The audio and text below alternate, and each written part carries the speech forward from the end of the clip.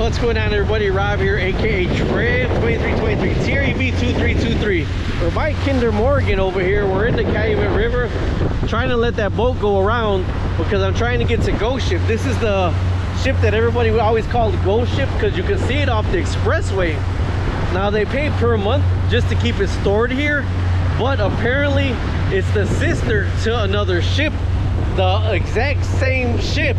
And the reason why the company keeps it is because it's easier for them to take parts off of this ship than to repair this ship, or so it's cheaper to keep parts. But apparently in the news, the Ghost Ship is supposed to be leaving here and they're supposed to be pulling it somewhere else. Now, from what I read years back, it was like $600 a month is what they pay to keep the Ghost Ship here. So we're gonna pull up to Ghost Ship right now and take a look at it after this boat gets past us right here. Okay, here we are with Ghost Ship. And how long did it sail for, Rodrigo? Less than a year. Less than a year.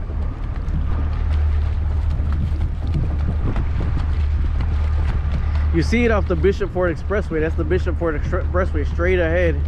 And it's called the Ghost Ship. It's tied down and they're supposed to be removing it. How much did you say in scrap it'll be? $1 million. $1 million worth of scrap metal when they finally scrap it. But it's worth, how much was it built? For $2.26 million. $2.26 million, and it sailed for a year because it was damaged. They struck a bridge. Oh man, look how rusted out it is. How is it still floating? We're in slip number 1. Country Mark Grain Cooperative. A lot of stuff underneath us though. Yeah, look at, I don't know that the thing looks kind of frontwards, right? The, what's it called? The stack? The stack looks like it's bent frontwards, huh? And look how long it is.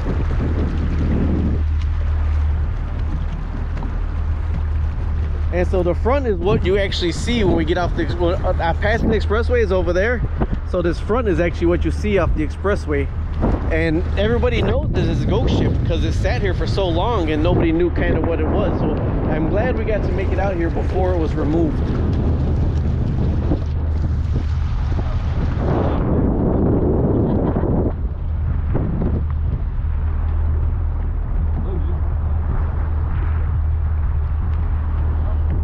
We're in 30 feet of water. Someone's growing weed on it. Oh, somebody's growing.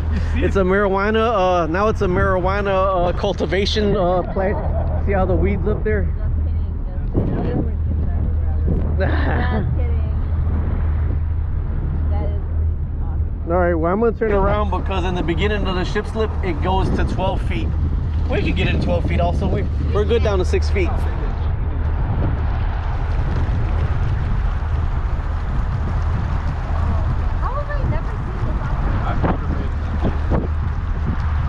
And that right there is Ghost Ship.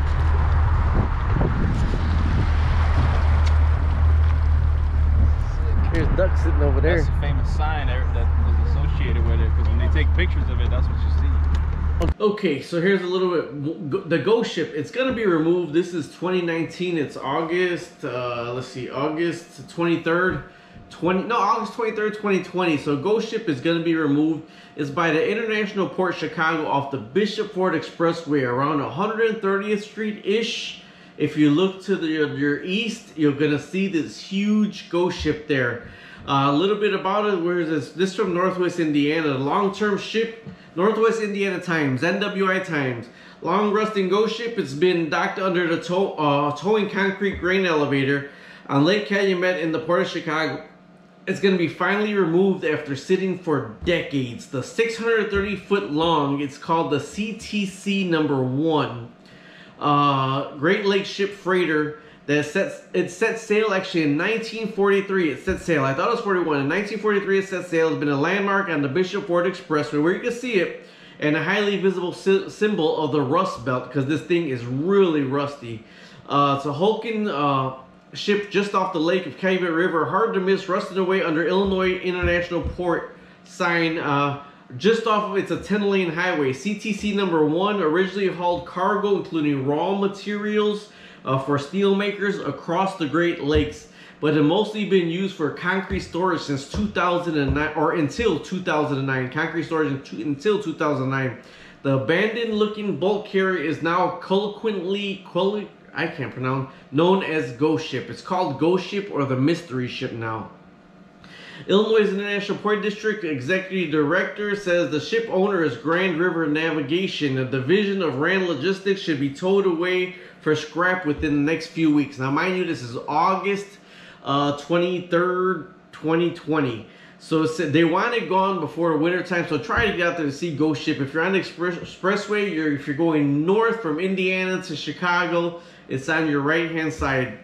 The goal have been removed by the end of this month, but I don't know if it's truly going to happen, or hopefully it's removed by the end of the year before the lake freezes.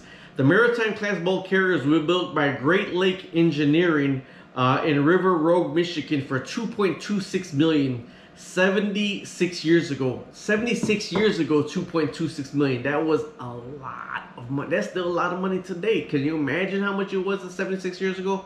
The ship was originally named the McIntyre after the iron ore company in the Adirondack Mountains, but was almost immediately renamed Frank Purnell after the president of Youngstown Sheet and Tube, according to the Boat Nerd website, the Great Lakes Shipping. Okay. In its heyday, the self-unloading bulker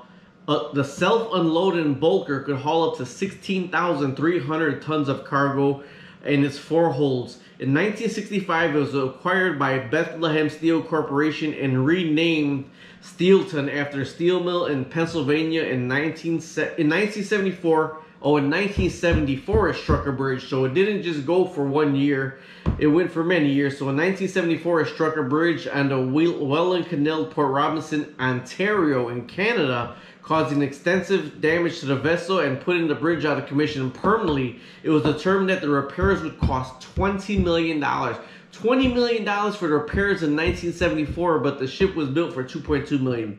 Bethlehem sold the ship a few years later to a cement transit company in Detroit, which turned it into a Sacrament, C-A-C-E-R-E-M-E-N-T, Sacrament Storage Barge. Its current name is CTC, being an acronym for the company. It was towed by tugboats John Slevik and Minnie Slevik, Port of Chicago in 1982. So it sat there since 1982, where it's used to store and transfer concrete until a decade ago. Oh, so it's still in motion. Okay.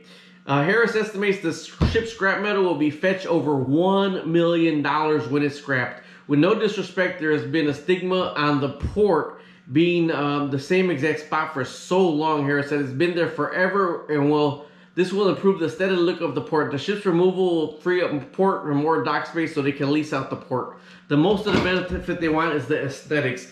But I so believe that it's better there because it is known for Ghost Ship. When people that know that drive there, they go there and they look at Ghost Ship. It'll be awesome to make it a haunted house, but I believe in another article I read there's a lot of asbestos in there. But it's pretty cool. I always loved seeing it sit there called Ghost Ship, and now I was blessed to have the opportunity to go around Ghost Ship. The next thing you want to do is go fish around Ghost Ship, so stay tuned. Subscribe, like, and share.